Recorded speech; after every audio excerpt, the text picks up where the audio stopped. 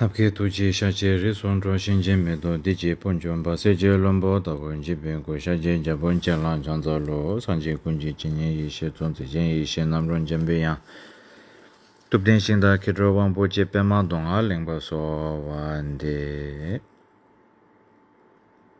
chenle sami yun ten kunje da do ju somje yishe jembo dagi kusum mendo selam ne doye je don roba senjo lo se jen jewe nanta malo bachi don jembe yang la zo bachi 다전 로고세 질로르베 도젠자 바데젠 로브라이쇼 라마산제 라마제 데제 라마 근데 군제세 볼라마이 라마나라 찬사로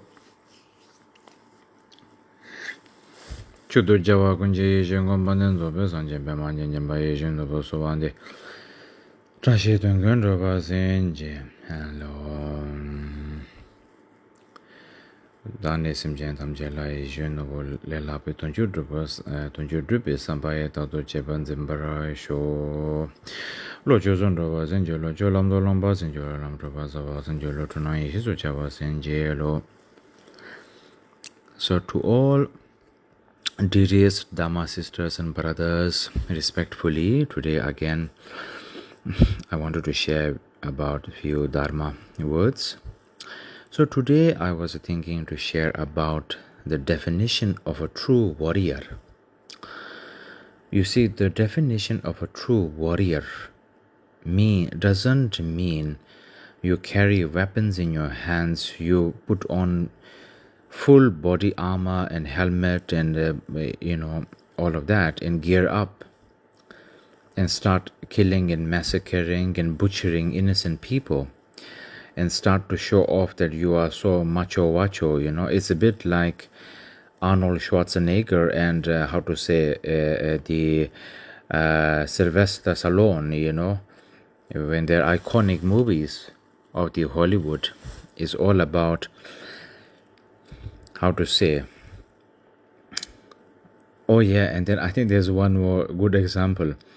If I am not mistaken, I think the actor, a wonderful actor, I must say, very talented actor, American-Italian actor, I think his name is Al Pacino.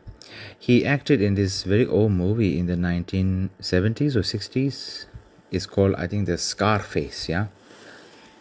And I think he's some sort of like a mobster, like a gangster or something.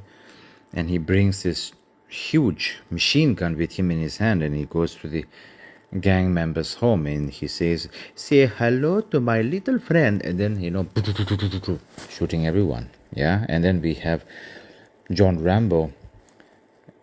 In every iconic scene, he always, I don't know where he gets it from, but he gets his hands on a ginormous machine gun and then again just spitting out bullets after bullets after bullets on the enemy. And of course we have Arnold Schwarzenegger. In iconic movies of the Terminator, he always this iconic quote, "Hasta la vista, baby," and then he takes out this ginormous, I don't know what you call it, grenade launchers and bazookas and just boom, boom, boom, blowing up houses and buildings and shooting at robots and all that. This is not a definition of warrior, true warrior. A true warrior is a definition that you have the quality of humility, humbleness, principle, dignified. You have dignity. You have kindness, wisdom, wiseness, mindfulness. You have genuine human quality. You are steady and stable. You are not overtaken by lust, desire, attachment, greed, blindness, and ego, and aggression and impulsiveness. You are not here to show off and rub on people's faces that you are so brave and macho. You are not here to fight and kill and massacre innocent people. Even looking into the eyes of the enemy, your opponent or your enemy, so to speak, even during a battle, you must have principle. You must have respect to the enemy. You must show honor and reverence to your enemy. I very much respect and admire the ancient Japanese code of conduct, the code of Bushido. I really like this idea of Bushido mentality, true warrior mentality. It's not about anger, aggression, and macho and, obliterating anything. I really like this saying. I don't know who said it. I remember when I was studying in the English classes in my early days with my very, very, very best friend, childhood friend, very, amazing best friend, Tojatruku, and also Rashichimi. When we were learning English from Sally Devoxine, our English teacher, amazing English teacher, very, very great. I remember when it came to the subject of the history, especially about World War I and World War II, I think there was one comment done. I remember this quote. I think it was by a German officer. A German officer had said, commented, I think it was during the World War I, said, did the English and the French soldiers who were stationed in the front line and stationed in the trench warfare, the soldiers actually fought like real soldiers, like real warriors, but they were led by lazy, egotistical, greedy, enjoying luxury, commanders and generals. It's so true when we look at the history, most war is man ego, top boss ego and greed and their mistake and their failure. They're using a scapegoat, they're using their manipulation is innocent men, innocent woman life in the war. So many men lost lives, Of course, we're still experiencing such occasion in the modern world, but I'm referring to the World War I and World War II, so I'm more talking about that, so to speak. So you see, this is kind of the situation, most iconic situation we see is always the ministers, war ministers and generals and field marshal, fat, comfortable, with their lips, patted with grease of foie gras, French, cheese, expensive champagne and wine, and expensive cigars, and having wonderful tea and coffee and whiskey and cognac, and laughing and joking and enjoying expensive delicacies and cuts of meat and fruits and sweets and cakes, where the soldiers had nothing to eat, had to bare minimum, sometimes had to resort into eating rats and eating roots and disgusting rotten vegetables and things like that. And they were still forced to fight wars every single minute of their life. You see, a warrior must be honorable in every way possible and must be transparent and kind in every way possible, must always spare lives of the innocent. We live, I want to bring up this subject matter, and I want to assure everyone, I do not know about politics. I hate politics. I think politics is poison. Politics is toxic. Politics is a very dirty game. I do not understand it. I hate it. But it was just something out of a curiosity and something out of observation, and I just thought maybe I should share it today. I want to share this, and I hope everyone doesn't mind. Generally in the world, yeah, we all talk about many things, especially when it comes to warfare. It's a subject matter that is very sensitive and tremendously tricky. Especially, I want to touch the subject matter, for example, like during the World War I and World War II. And correct me if I'm wrong, we have this Geneva Convention, many rules and regulations to follow, even during war, where you treat your prisoners of war properly, you don't kill and brutalize your prisoner of war, and you don't torture, and especially whatever country you're invading, do not kill the innocent people, elderly, children, women, girls, and babies.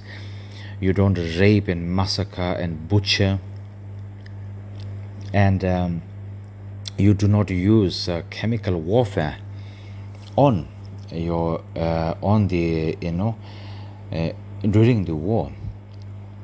So when countries like Germany, when the Wehrmacht and when the German Waffen SS, ordered by Adolf Hitler and by the by people such as Erwin Göring or and Heinrich Himmler, Joseph Goebbels, and so forth, and Armand Gott, and these kind of very famous people, powerful people in the Nazi world.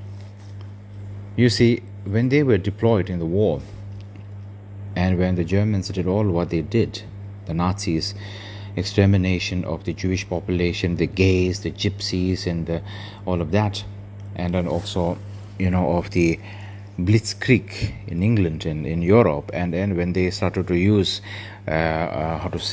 even I believe they used it once in the World War I, and I think World War II also, the chemical warfare, the toxic gas, bombs and all kinds of things they used.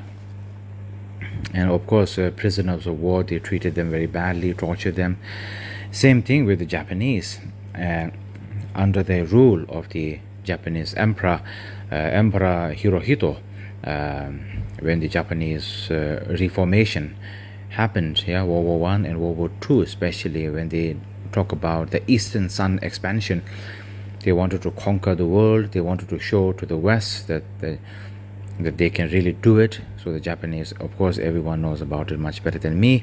The occupation of Nanking, of Philippines, Malaysia, Singapore, Indonesia, and Vietnam, Korea, and bombing in Pearl Harbor, and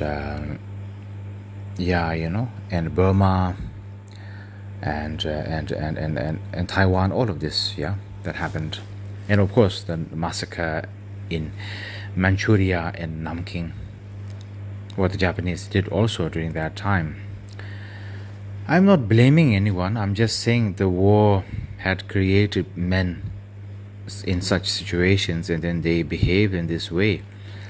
Mass rape, mass torture, mass butchering, But you see, the funny thing is, when we watch YouTube or documentaries or even Hollywood movies or whatever it may be, or school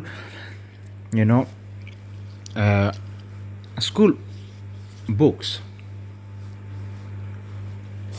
in some way, and I've seen many times, like interviews on the YouTube, many people in the West, for example, the British, the French, the Americans, many people, say, like, openly say, oh, the Germans are disgusting, the Nazis, they're horrible, they were monsters, they were killing innocent people, and then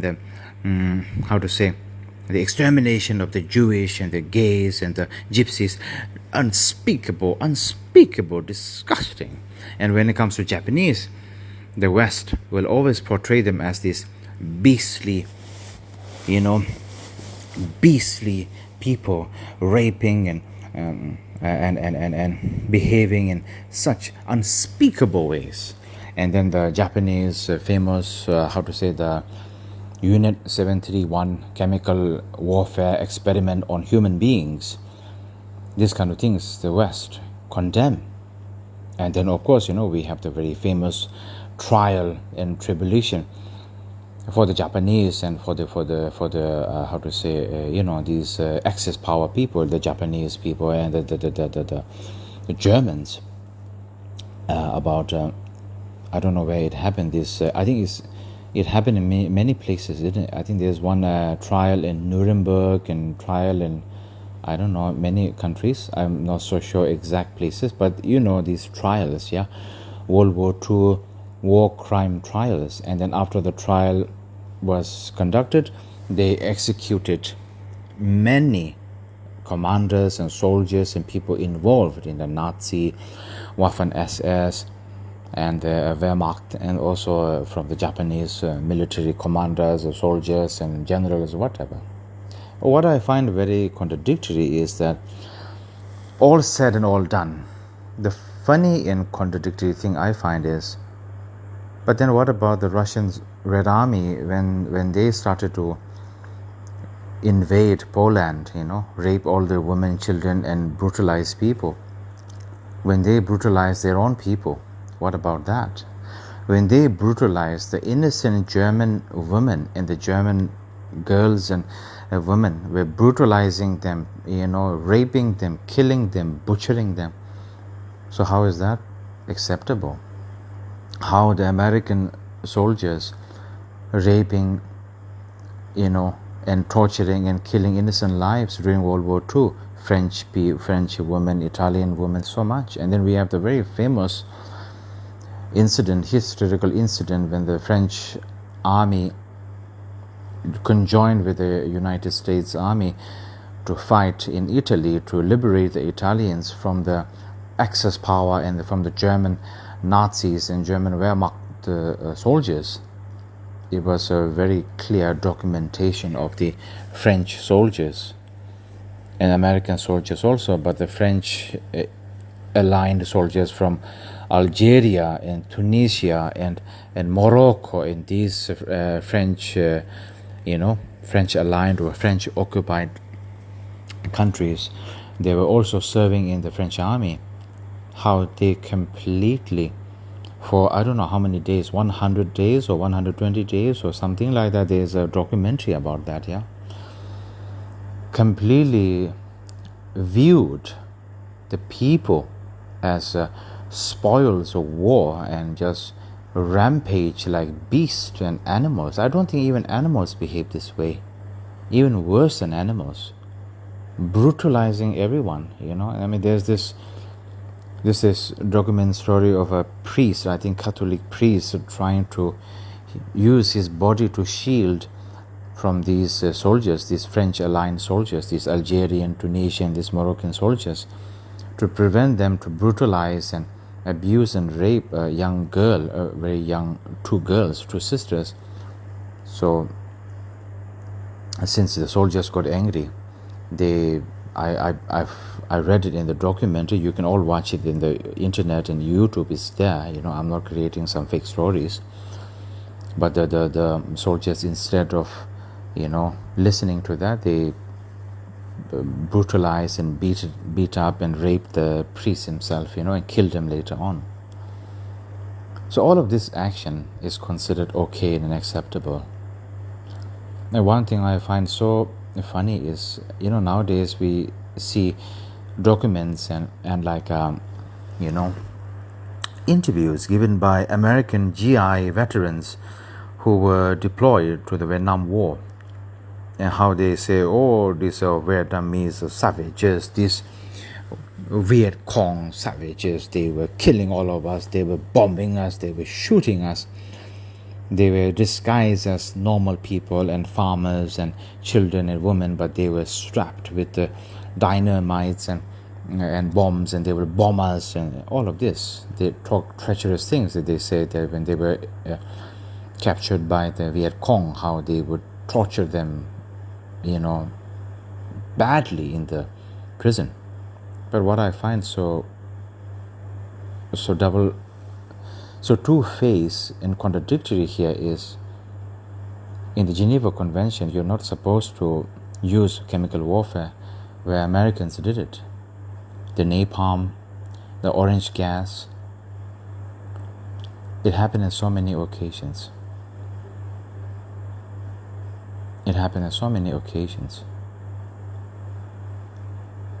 So you see, what I'm trying to share is all of this situation is a very dirty situation. It's so sad. It's so unfortunate, But it's sad, yeah. It's a sad reality how we human beings have evolved with each other. It's such a sad situation, how we have become what we have become. We are so gifted. We are so lucky that we were given the chance from Mother Nature, to be born as a human being. When we talk about like precious human life in the Buddhist point of view, we all know how precious it is, how difficult it is. Yet when we get the chance, what do? We brutalize it. We brutalize everything. We brutalize ourselves. We brutalize each other. Bully each other, brutalize, humiliate, use each other for a scapegoat, and destroy each other, and murder and slaughter and butcher each other. And we use other suffering as entertainment for ourselves. How sick and twisted that is, that we human beings. Many people say Chinggis Khan, was a great leader and a formidable fighter and a conqueror. I believe he was brilliant and very tough and rough invader and conqueror. I'm sure many people in the world, especially the Mongols, will be very angry with me by saying this, but we can all agree on one practical term.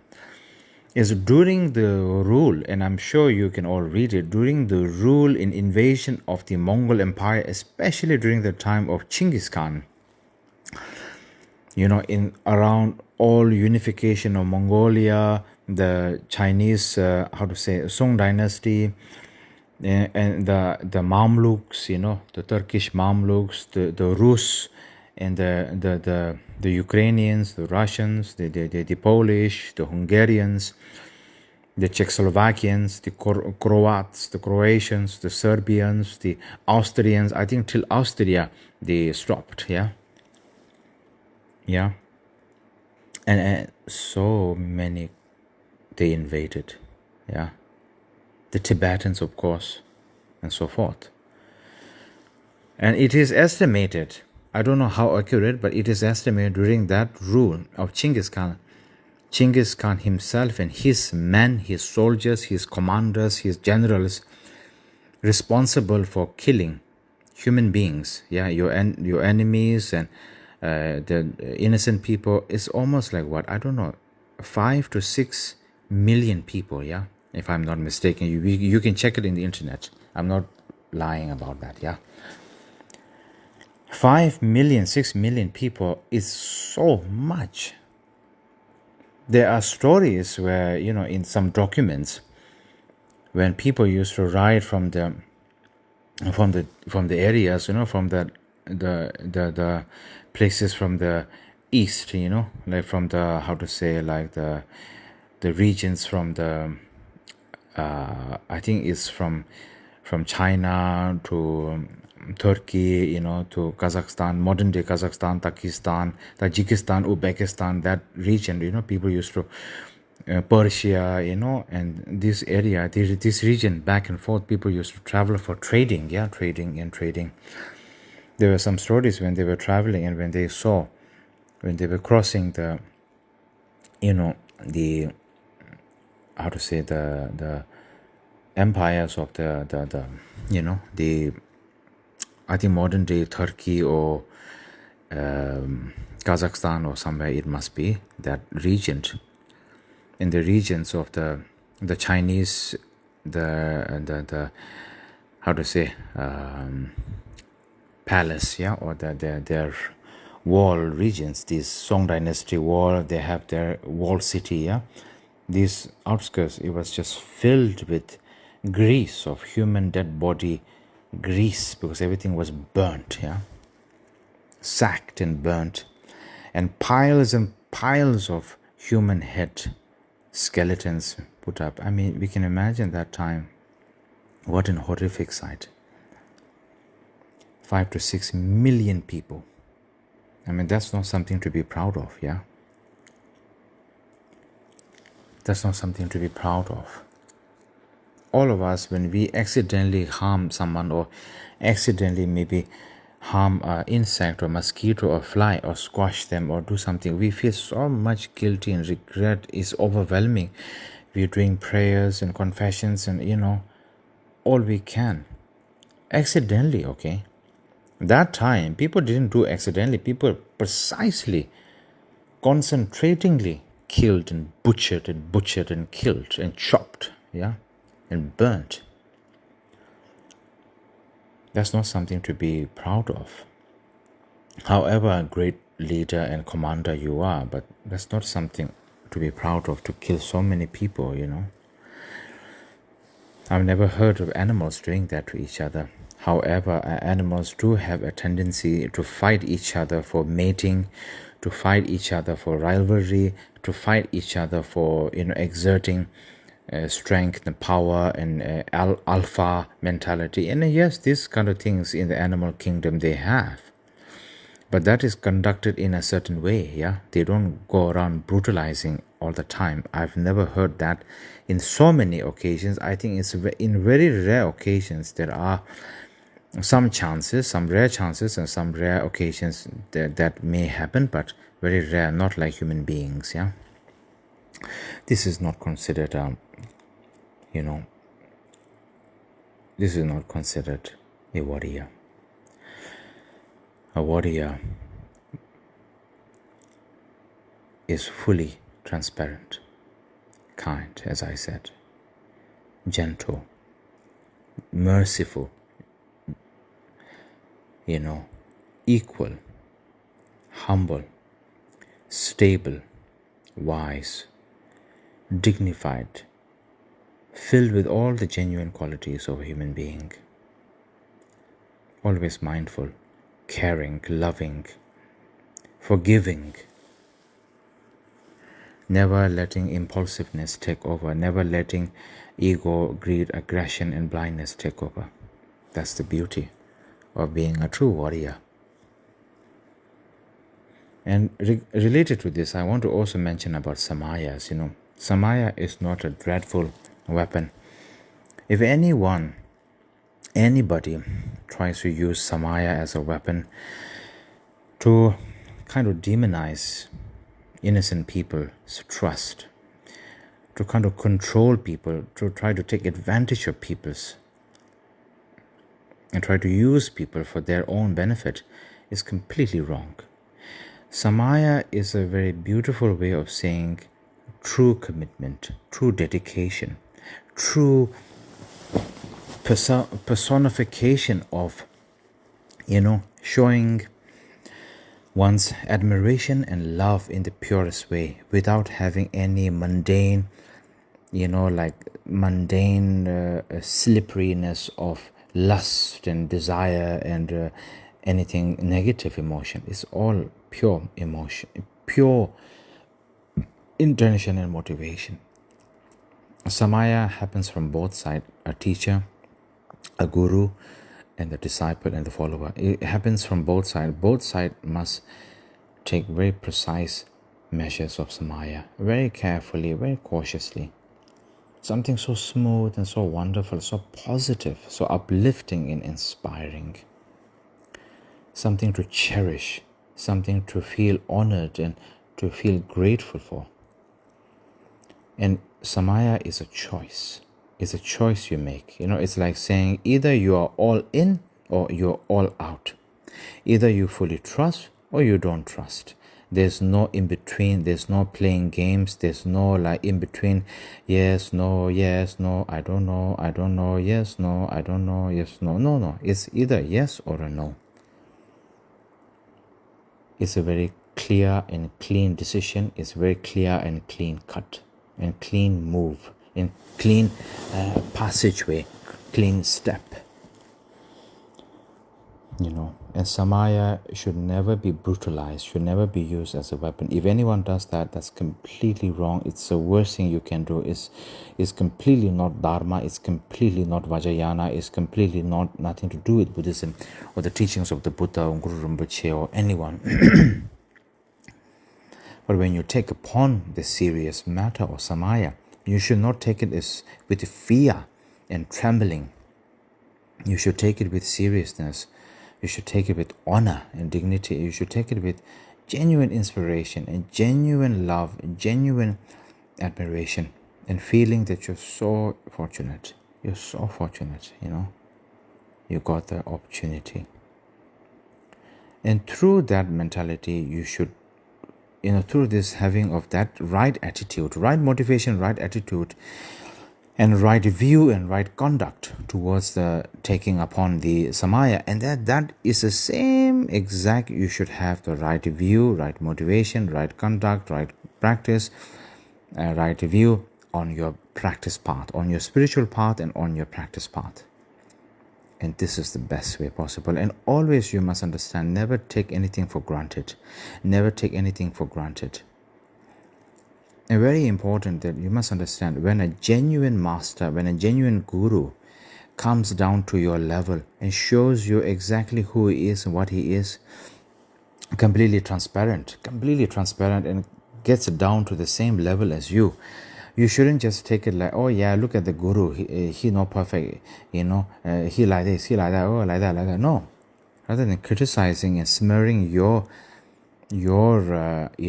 imperfect, your dirty inner inside, putting outside as a projection and smearing that on the guru, you should be having the attitude of thinking in your mind, how lucky I am. The guru trusts me so much. He's showing me everything of himself. I will never have an opportunity like this, and may I never waste this opportunity. In whatever wrong view I had the guru, whatever misjudgment and mistakes I tried to see in this guru, and whatever arrogance and pride and ego I tried to show in this guru, please, I make fully confession. I make 1,000,000 confessions. And I bow my head to the feet of the guru and always ask, Guru, please teach me, please correct me, please discipline me. I am nobody, I don't know anything. I'm so lucky I have met you, and I'm so lucky you have accepted me. That is the correct way, I want to say. And I want people to understand, I've used the terminology he. I know many people get very offended nowadays. People thinking, oh, why he?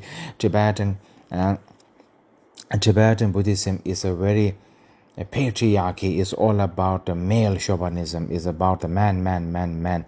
It's about this very hierarchy system tradition. It's all about this Tibetan feudal system. Please, I want to make one thing clear. There is nothing like that. Tibetan Vajrayana Buddhism is all about Buddhist spirituality. It's not about tradition and society mentality. Society mentality and tradition is not just Tibetan, it's all around the world. That some of the tradition and society mentality is not very beneficial, it's not very meaningful, it doesn't really make sense, and it can be sometimes harmful, and it can be very ignorant and stupid in some sense. That's why His Holiness Dalai Lama always advises in his teaching, just because it's someone and some country, some nation's tradition, it doesn't mean it's great and beneficial and helpful. Always check it, always check and analyze it. If it's a beneficial, meaningful and helpful and very insightful tradition, then keep it, prolong it, continue it. If it's not, then just forget it, don't do it. So just like that. Tibetan Vajrayana, there is female great teacher and male great teacher. Female great teachers in the past, we had very famous Sera Khandro, Machik Lamdre, Shuksip Khandro, Simo Minjur Paldre, Simo Kuncho Paldre, so many great, wonderful female, enlightened female teachers, enlightened female great masters, great yoginis, and we had, how to say, later on, so many great masters, khandros, amazing khandros, khandro Sring Chudra, the khandro of Khyentse Chujuludu, amazing enlightened being. I think which Khyentse Rinpoche's khandro Lhamo, amazing being, amazing, and some other khandros also, amazing practitioners, amazing. And then also like the, as I was mentioning a few days ago, the Dagyum Chemo. She is the khandro of the late Sacha Dakshen Rinpoche of Punsok Pota in Seattle. Rinpoche passed away, but Rinpoche's wife, Rinpoche's khandro, Dagyum Chemo, is still alive. She's a wonderful, amazing lady. And then the Sacha Tijen Rinpoche, the Sacha Tijen Rinpoche's sister, who is presiding in Canada, Jizuma, also who I've had the great fortune to receive the Vajrayogini practices from the Narukachuma tradition. Amazing enlightened being, I must say. She is an amazing enlightened being, yet so wise, so wonderful, so humble, so caring, so loving. Female, amazing female, enlightened beings amongst us, And also, one person I want to also mention is the, how to say, actually, some people may know and some people may not know. My grandfather took Oje Rinpoche, a brilliant master, a brilliant enlightened being. Rinpoche had this consort. She was the attendant to the previous Khandro Rinpoche. So the previous Khandro Rinpoche is a 15 Jawang Gamapa, Kachap Dorje's wife. Kachap Dorje's wife, I believe, if I'm not mistaken, she is the mother of Karse Kongtrul. Karse Kongtrul, I think, is the second Kongtrul Rinpoche, second incarnation Kongtrul Rinpoche, Jamgon Kongtrul Rinpoche. She was a brilliant Dakini. She was whole life doing retreat just behind the mountain of Tsurbo Monastery in Tibet. Her disciple and her attendant, long-term attendant, is a wonderful lady. She is the mother of my second uncle, Temba Yambe. Temba Yambe is a prominent person. He was whole life, he dedicated serving in the best way, amazing and best way, as attendant to Kyabje Tengar Rinpoche, late Kyabje Tengar Rinpoche previous, and for the Pinchen Monastery, and also for Sanjay Nyamba Rinpoche, but mainly for Kyabje Tengar Rinpoche. And Tembala, my uncle Tembala, he did a brilliant work. Of course, he will never want to have credit and fame for anything, but he has done an amazing work, an amazing contribution to serve his guru Kyabje Tengar Rinpoche in the most best way possible, of course. And my uncle Tembala's mother, his Amala, his mother, I remember her so clearly. She's a nun herself, so kind, so humble, very kind, very humble, never talk bad about people, never gossiping, never asking for anything, always smiling, always happy, always in her hand, it's always her mala, always practicing meditation, always reminding herself of her guru as advices. I mean, a true definition of a practitioner, for me. And just like that, there are so many wonderful people who have met Westerners, Western female, senior female disciples of previous thing with Khyentse Rinpoche, Kyabje Rinpoche, and so forth. So many wonderful teacher disciples, female teacher disciples, wonderful practitioners. some of Kyabje Dinjo Rinpoche, Kyabje Chadar Rinpoche, Chogyam Trungpa Rinpoche, and so forth. Amazing practitioners, And also one person I must mention today is also an amazing, wonderful female practitioner is the Khandro of Kyabje Kanju Rinpoche's Khandro, the mother of Jimi Chenzo Rinpoche, Tuku Pema Wanja Rinpoche, Tuku Rangru Rinpoche and their sisters.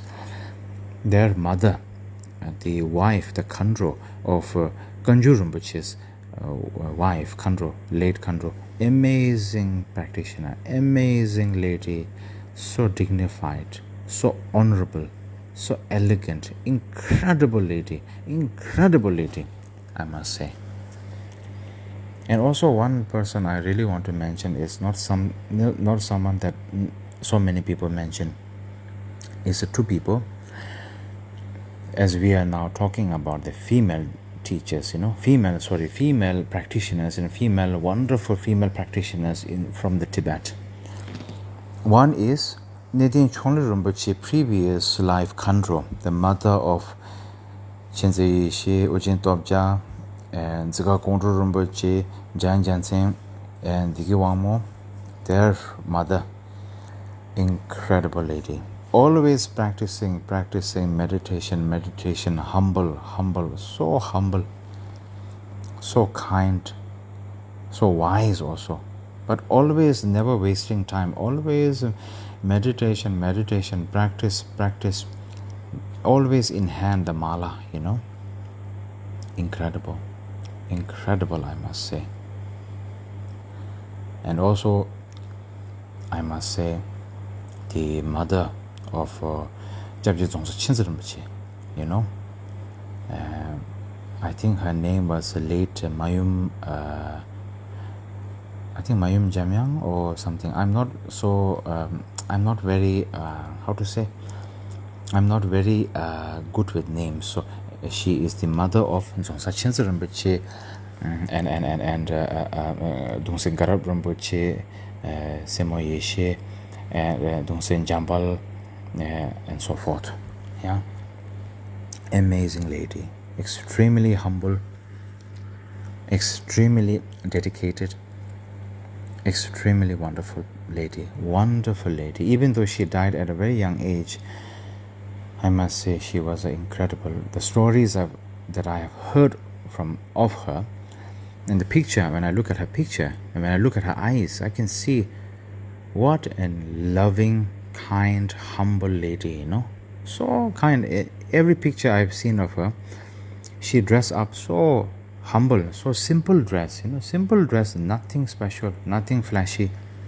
Even though she is the daughter of a great master, Lama Sonam Sangpo, Meme Lama Sonam Sangpo, and she is the Khandro of Dongse Trinle Nobu Rinpoche, but so humble, incredibly humble lady. And just like that, her own daughters, she have, I believe 3 daughters, if I'm not mistaken. If I'm mistaken, please forgive me. I have had the chance to meet 2 of the daughters. One is the eldest daughter, Dzongsa Khyentse Rinpoche's eldest sister, and the youngest daughter. I've met her in Nepal with her husband. Both of them, I must say, wonderful ladies, so much dignified, so much qualities of their late mother, I must say. Even though I've never met the late mother, but I can really see this quality. And I've heard so much wonderful news and wonderful information about the 3rd daughter, who is mostly staying in America, in Delhi, where Kyabje Dongsa Trinle Nobu Rinpoche's Dharma center is, Dharma retreat center. I think her name is Semo Yeshe, if I'm not mistaken. Mostly I heard she is in retreat, and I make aspiration that one day I can go to see her and request her for some teaching and advice. I heard that she is an incredible lady, so humble, so wise, so much wisdom, so much insight, but never care about mundane things, never care about money, power, fame, whatever, or personal greed. just always about Dharma, Dharma practice, about advices of Rinpoche, that's her father, and living a very humble and simple life, I must say. So amazing, incredibly amazing, and so much, I rejoice so much, that there are people like this. I want to tell people, please don't misunderstand.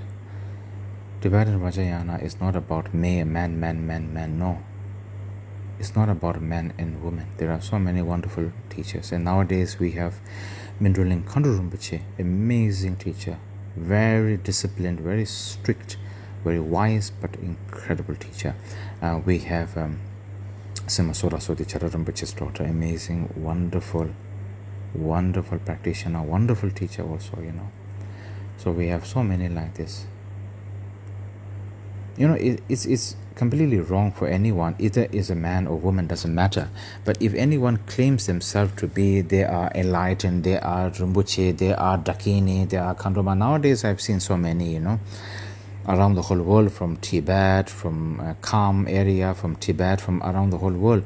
Women who have some knowledge like to dress up in fancy Tibetan chubas and fancy photos, and in the mountain and in the cave, and claim themselves to be Dakini and whatever. This I don't know. I have no comment.